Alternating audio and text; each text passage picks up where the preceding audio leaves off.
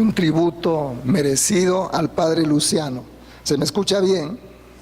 Bueno, es que el padre Luciano en el año 78, juntamente con otro padre francés y los padres italianos que vinieron a Perú, a fundar a Perú. Ay, gracias, muy amable.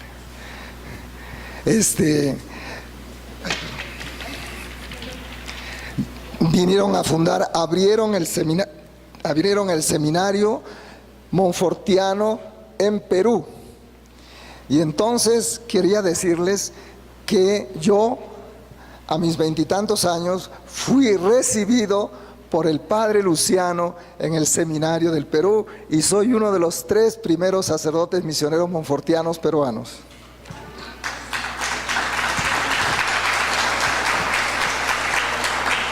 Segunda cosa es que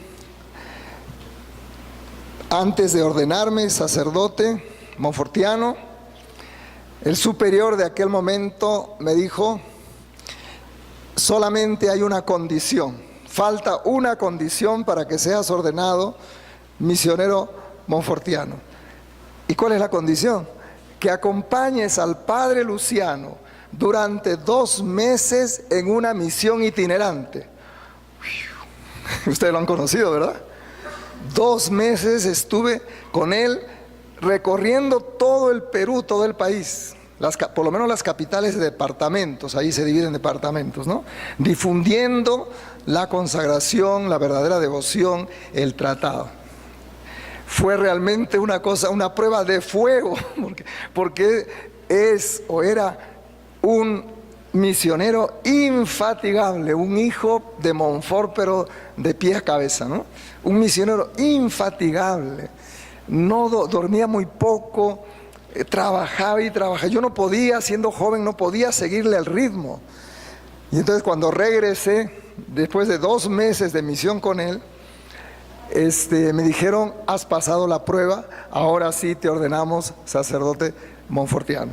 Entonces el padre Luciano está en el origen de mi vocación, que él me recibió porque con él y otros más se abrió el seminario monfortiano para peruanos, y estuvo también en mi prueba para ser ordenado sacerdote. Le rindo un homenaje realmente porque ha vivido en nuestra delegación, en ese tiempo, delegación de la provincia de Italia, muchos años. Lo conozco desde que entré hasta que regresó a Italia.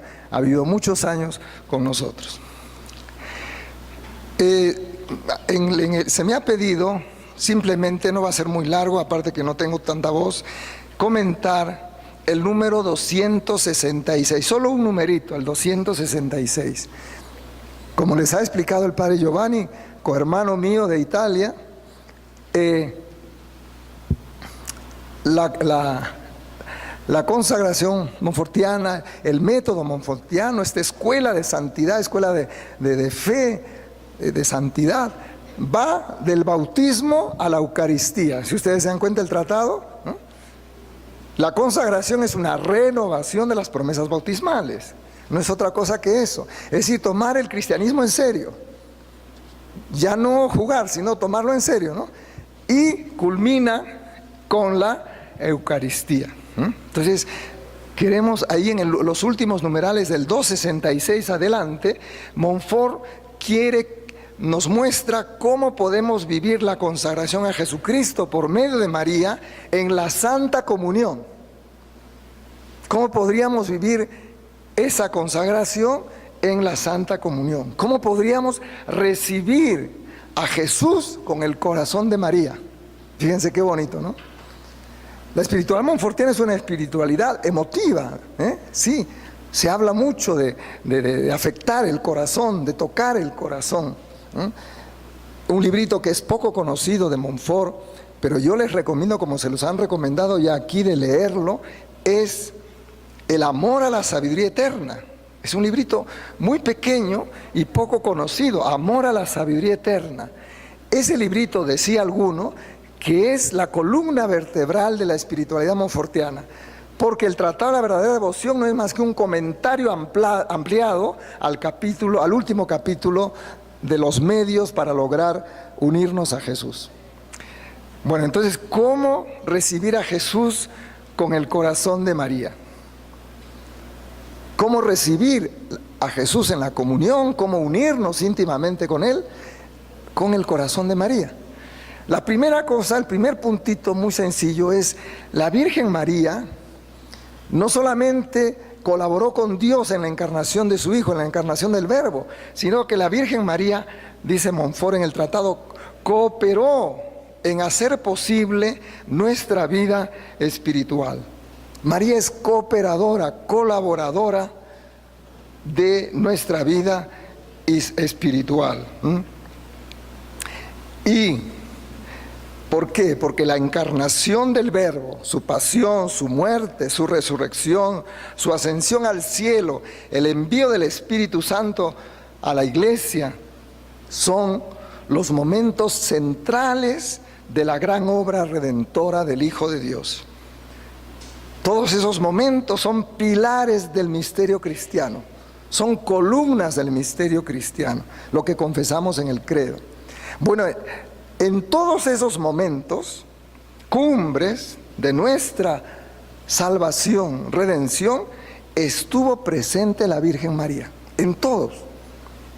Estuvo presente de una manera única e incluso indispensable.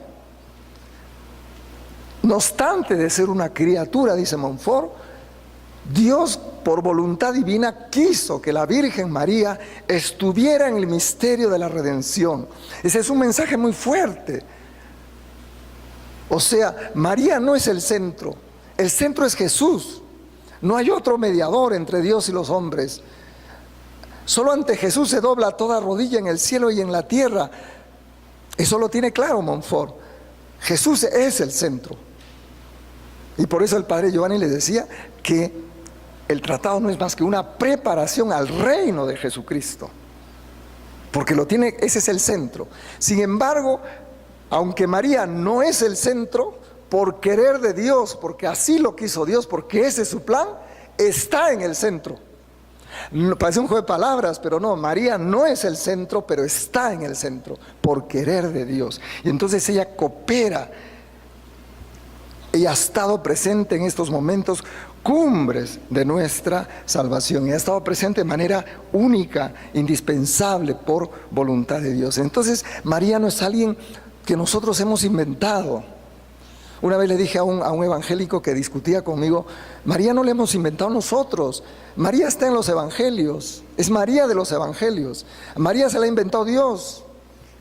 Y nos la ha revelado a nosotros por el Espíritu Santo, se la ha entregado a la iglesia, entonces es una invención de Dios. Y entonces, por eso, hermanos, la espiritualidad mariana es fundamental e irrenunciable de la espiritualidad cristiana. Si no me equivoco, creo que era Pablo VI, el Papa Pablo VI, que decía: no se puede ser cristiano sin ser mariano, no se puede. Ella está inserta en ese misterio de la redención y en el misterio de la iglesia. Está presente la Virgen María. Por eso el Vaticano II en la Lumen Gentium capítulo 8 no trata el misterio de María aparte, como se hacía antes, ¿no? Un capítulo aparte, o un tratado aparte, sino lo incluye en el misterio de la iglesia. En el capítulo 8 la pone en relación con Cristo y con la iglesia, porque solo así se puede entender a la Virgen María. Entonces la Santísima Trinidad, por querer, porque así lo quiso, llamó a la Virgen María a colaborar, pero no solamente en la primera fase de la única obra de la redención, en la encarnación del Verbo, sino también en la segunda fase, es decir, en la historia de la iglesia, en la vida de cada uno de nosotros. Entonces, para poder vivir eficazmente nuestra vocación cristiana, para poder perseverar, que lo más difícil hasta el final en el seguimiento de su Hijo Jesucristo, en lo cual consiste la vida cristiana, Dios ha querido que tomemos a María. Y eso es lo único, eso es lo que ha revelado Montfort, ese es el misterio que él ha descubierto, el secreto que él ha conocido por revelación del Espíritu Santo y lo ha propuesto a la iglesia. Entonces, en el desarrollo de nuestra vida espiritual, desde los primeros pasos, lo que la teología espiritual llama la vida purgativa, purificativa, eso que nos hablaban esta mañana de la falsa sabiduría, la purificación, desde los primeros pasos de la vida purgativa hasta las más cumbres, hasta la cumbre de la santidad, que es la unión con Dios, la unión con Jesucristo, la docilidad al Espíritu Santo. En todo ese arco, en todo ese camino itinerario está presente la Virgen María. Entonces, ella, por querer de Dios, coopera con nuestro itinerario, con nuestra vida espiritual. Y María no solamente le es necesaria a los principiantes, a los que son como niños en la fe, a los cuales están dando los primeros pasos en el camino hacia Dios, y que pueden decir, bueno, una vez que ya estamos creciditos, somos adultos, estamos ya completos, podemos prescindir de la Madre de Dios y seguir solos. Montfort dice que no. Dice, la vida de los grandes santos demuestra todo lo contrario. Mientras más se elevan en la vida espiritual, más necesitan la asistencia de la más experimentada discípula de Cristo. Lo dice clarísimo en el tratado. Nadie puede llegar a una unión íntima con nuestro Señor Jesucristo, a una fidelidad perfecta al Espíritu Santo, sin una unión estrecha con la Santísima Virgen y una verdadera dependencia de su socorro. Verdadera devoción 43. Y en el otro librito que tiene, que se llama El secreto admirable del Santo Rosario, que muchos de ustedes conocen seguramente, dice, es peligroso y hasta perjudicial abandonar voluntariamente el rezo del rosario, se refiere al rosario, pero podríamos decir abandonar la devoción a María sobre pretexto de una unión más íntima con Dios, para elevarse al grado más sublime de la oración de los santos. Desprecia, abandona los métodos antiguos de orar y juzga bueno solamente, que los juzga buenos solamente para almas ordinarias. Está en el número secreto admirable del Santo Rosario, número 77. Entonces uno podría pensar que ya está como muy avanzado en su camino hacia la unión con Jesucristo, y entonces tiene que abandonar ya esa devoción a la Virgen, que ya está encaminado. Dice, eso es muy peligroso, muy perjudicial, abandonar ese y decir eso son para las almas ordinarias, para los que están comenzando. Yo ya estoy crecido. Y dice, quizás es el secreto admirable del Santo Rosario número 78, el número siguiente. Quizás hayas llegado ya a esos grados, por gracia de Dios. Si quieres mantenerte en ellos y quieres crecer en humildad, persevera en la fidelidad a la práctica del Santo Rosario, persevera en la vivencia de tu consagración. Nunca creas que ya es suficiente, que ya estás en una disposición de abandonar eso, porque eso era para los comienzos. Eso es muy peligroso y muy perjudicial. Miren, hermanos, el hecho, una madre, la madre de esta tierra, las madres naturales, son por naturaleza mediadoras de la vida que transmiten a sus hijos. Son mediadora de sostener la vida. No solamente hay que darle la vida, sino sostenerla. El alimento, el abrigo, la protección, la educación. Todo eso hace una madre, ¿no? Entonces, dice Montfort, de igual manera, en el orden sobrenatural, nosotros en el orden sobrenatural hemos recibido la vida misma de ella.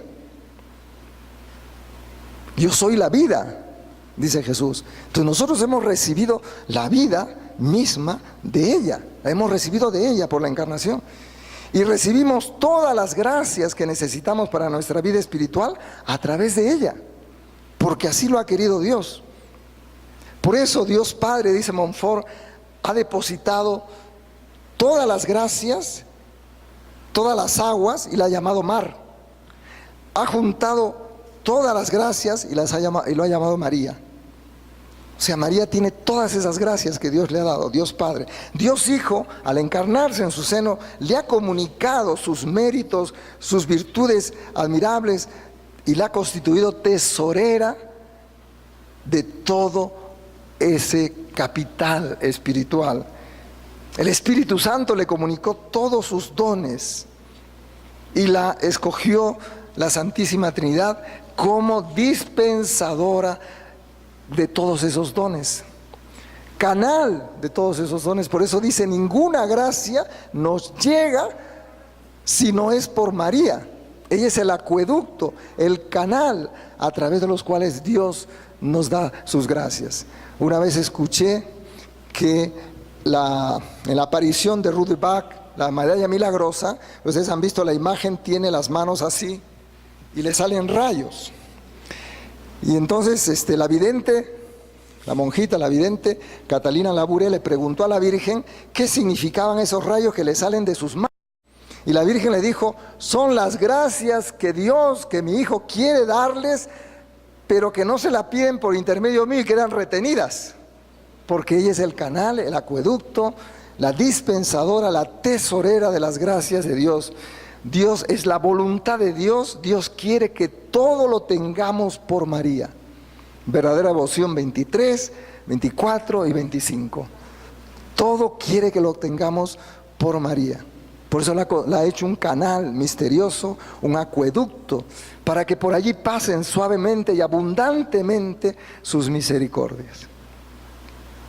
Bueno, esta es la cooperación que, por decirlo muy rápidamente, muy sencillamente, la cooperación de María, no solamente en la obra de la encarnación y de la redención, sino también la cooperación de María a nuestra vida espiritual, a cada uno de los miembros de la Iglesia de Jesucristo. Entonces, esta acción de María pide una respuesta, evidentemente, una respuesta de parte nuestra. Es deber nuestro comprender esto y que es voluntad de Dios y dar una respuesta personal a la presencia y a la acción de la Virgen María en nuestra vida espiritual, porque así Dios lo ha querido. Y la consagración no es más que una respuesta a esa oferta que Dios nos hace. Dios, desde la eternidad, le pidió a nuestra hermana María de Nazaret una cooperación única e indispensable en la economía de la salvación. Y entonces espera nuestra respuesta. Y nuestra respuesta, dice Montfort, debe ser primero de reconocimiento. Hay un canto en francés que dice, gracias María por tu sí. Tú eres causa de nuestra alegría. Por ti nos vino la salvación. Entonces, una respuesta es el reconocimiento y la aceptación de esa voluntad y de ese plan divino. Segundo, una profunda veneración y agradecimiento a la que más le debemos después de Dios. A la que más le debemos por nuestra redención después de Dios. Eso lo dice San Pedro Damián. A la que, por eso cantamos, ¿no? Más que tú, solo Dios. A la que más le debemos después de Dios por nuestra redención es a la Virgen María. Entonces, una respuesta que signifique reconocimiento, aceptación de ese plan. Una vez le dije a un evangélico, si tú dices que la Biblia está el plan de Dios, tienes que aceptar a María, no te queda otra, ahí está, por querer de Dios. ¿Por qué borras eso? ¿Por qué no quieren que tus pastores que leas eso? Seguramente no te consultó a ti cuando hizo su plan, ¿no? No te consultó.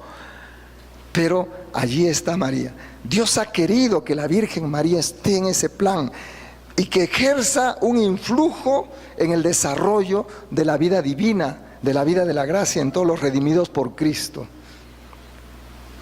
Y ella es la gran cooperadora del Espíritu Santo en esta obra de santificación, de recreación, porque la primera creación se malogró por el pecado de los orígenes. Cristo vino a rehacerla.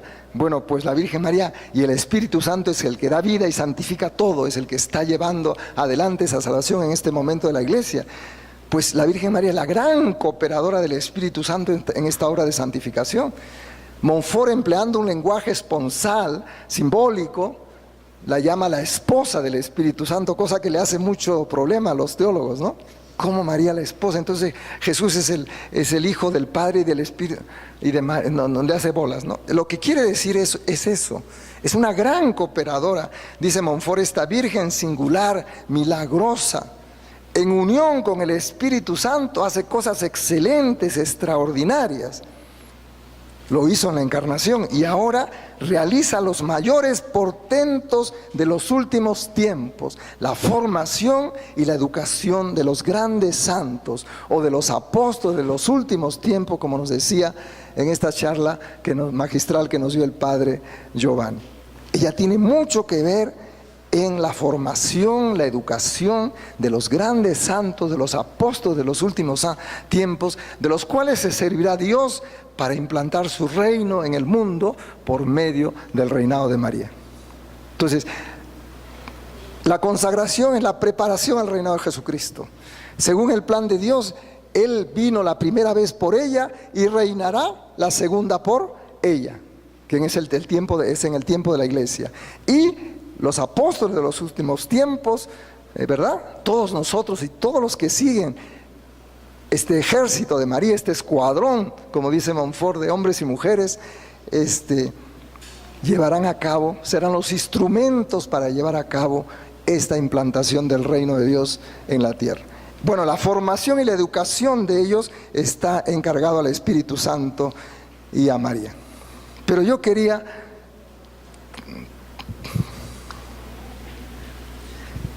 después de esta preámbulo, quedarme en la forma interior de la devoción.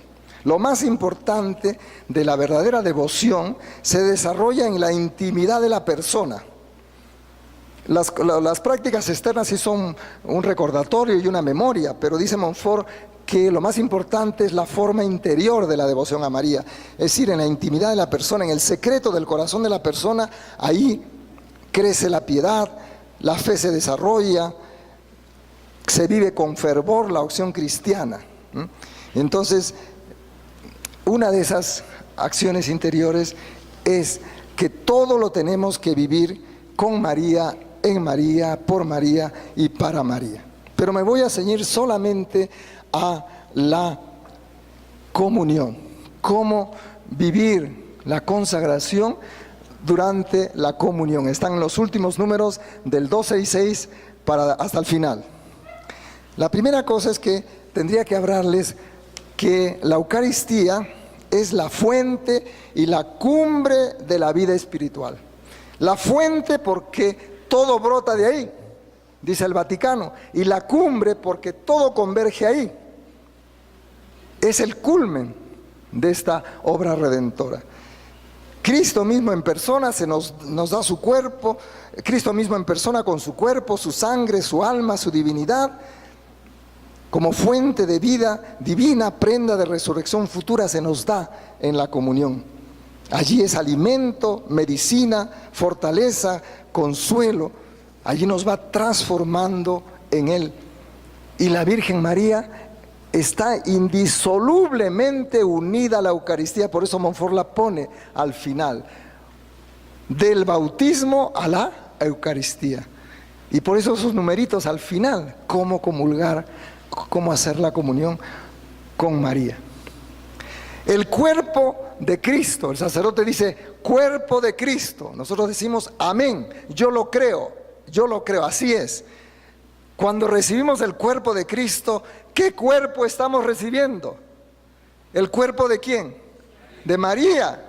María le ha dado la naturaleza humana, no ha tenido padre humano, ha sido por obra del Espíritu. Cuando recibimos la sangre de Cristo, ¿qué sangre bebemos? La sangre que María le dio, la sangre que María le dio. Hermanos, en la celebración de la Eucaristía, María está presente, porque en la Eucaristía está toda la iglesia. Así un sacerdote celebrara solo la Eucaristía, sin pueblo. Lo recomendable es que haya pueblo, por lo menos el monaguillo, ¿no?, que esté allí, o algún hermano que esté allí. Pero si no hubiera nadie, allí no hay, estamos todos. Aunque estemos solos, estamos todos, porque la Eucaristía no es un acto personal e individual del sacerdote. La Eucaristía es el acto de Cristo, el acto de la iglesia. Entonces ahí está todo, ahí está Cristo y ahí está toda la iglesia peregrina, que aunque no se haga visible con algún fiel, está toda la iglesia peregrina. Está la iglesia que está purificándose, por eso rezamos por los difuntos, y está la iglesia triunfante, por eso invocamos a la Virgen María, San José su esposo, los ángeles, los arcángeles, los santos y las santas. Está toda la iglesia en la celebración de la Eucaristía. María está presente, por eso la iglesia la nombra en todos los cánones.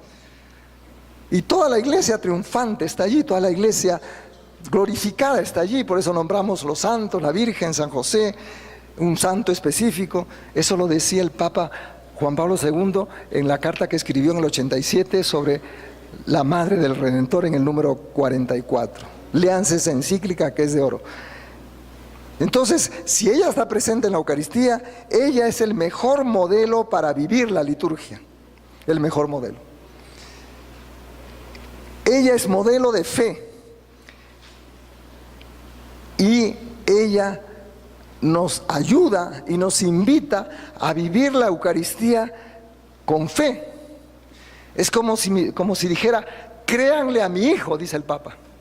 Así yo le he creído, feliz tú que le has creído, créanle a mi hijo. ¿Qué créanle? Que cuando él dice, esto es mi cuerpo, es su cuerpo. Cuando él dice, esta es mi sangre, es su sangre, no es un símbolo. Créanle, yo he vivido la obediencia de la fe. Le he creído a Dios, yo les puedo ayudar a vivir la Eucaristía con fe. ¿Cuántos milagros eucarísticos provienen de la duda, incluso del sacerdote celebrante? Y al romper la Eucaristía ha sangrado la hostia. Y han analizado y es sangre humana y una sangre de mucho tiempo antes. Entonces nos ayuda a vivir la Eucaristía con fe. Creamos que esas palabras que pronuncia el sacerdote en la persona de Cristo, es Cristo mismo que las dice. Esto es mi cuerpo, esta es mi sangre.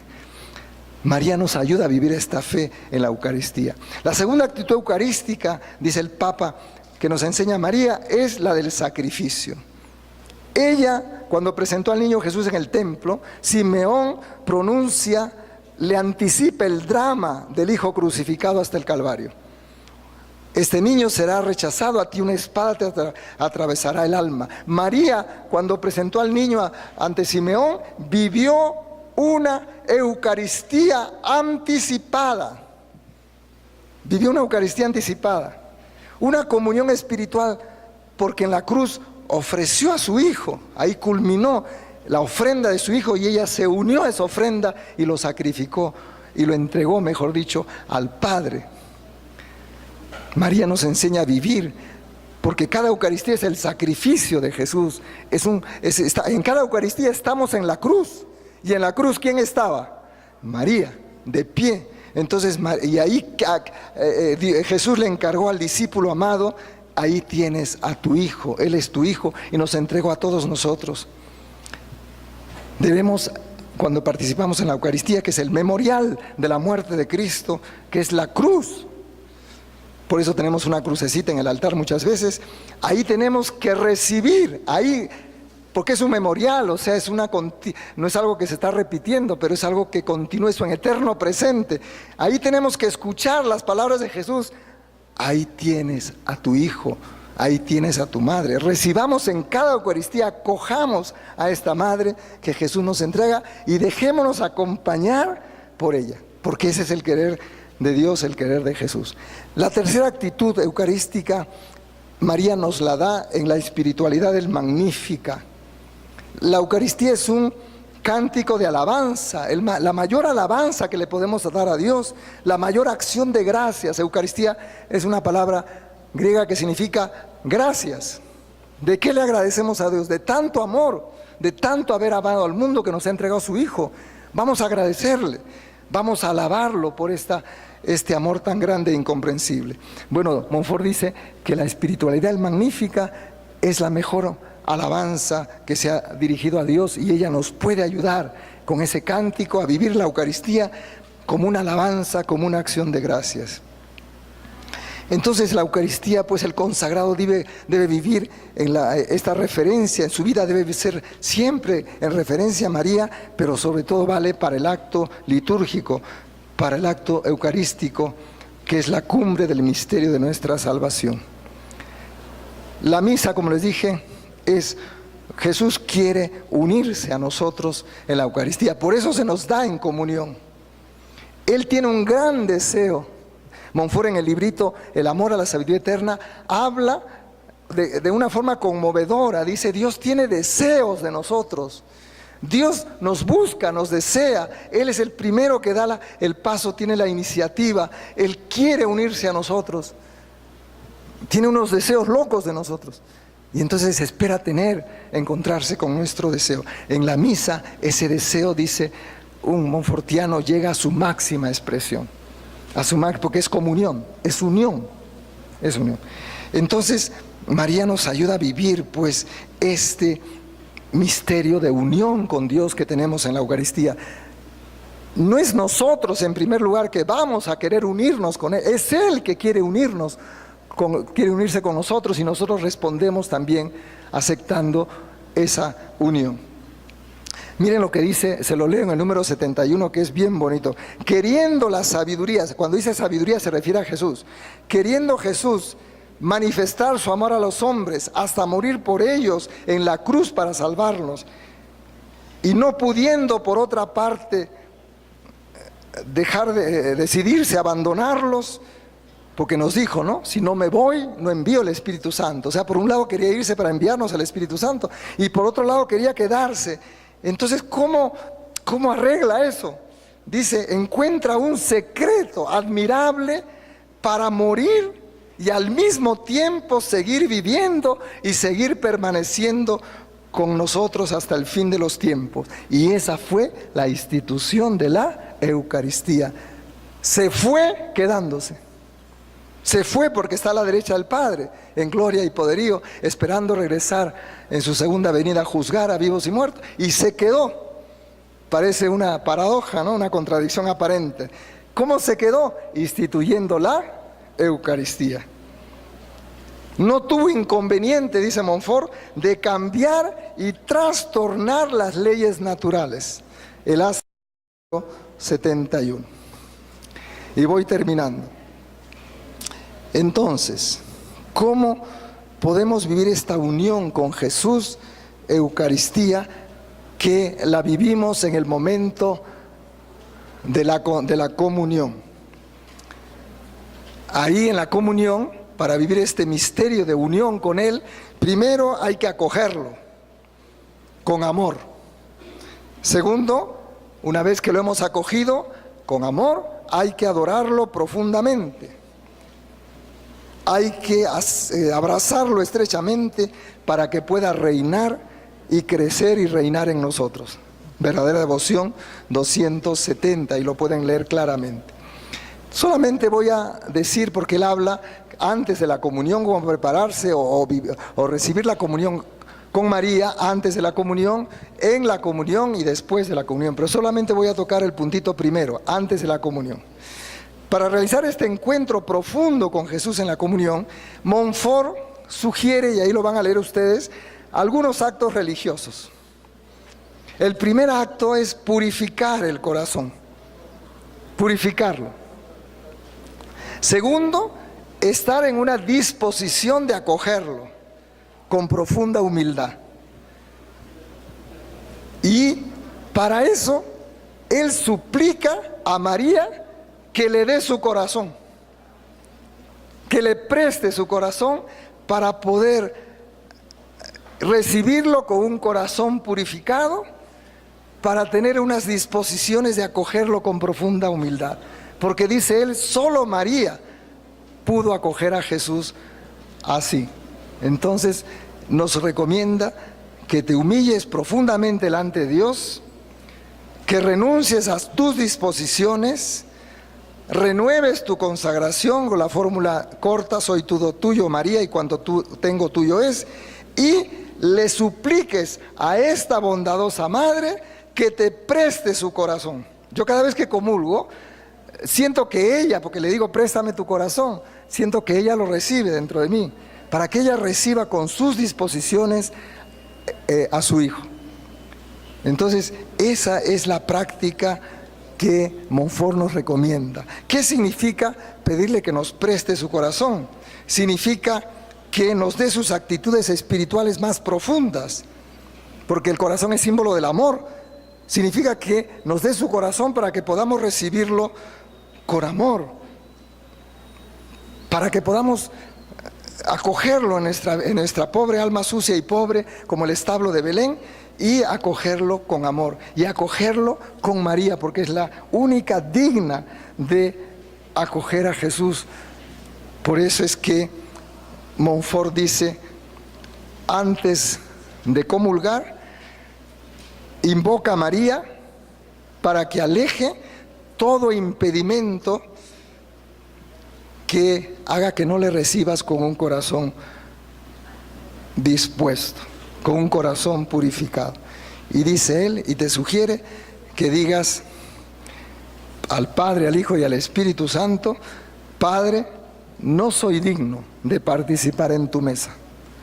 Padre, le digas al Hijo, y Jesucristo, Hijo, no soy digno. Le digas al Espíritu Santo, no soy digno. Pero en este momento le he pedido a María su corazón para que ella dentro de mí te acoja con amor, te acoja con humildad, y después me quedo contemplando a los dos y agradeciéndole. Ya estamos en la hora, y entonces esa es la explicación que quería darles sobre el número 266 nada más. Muchas gracias.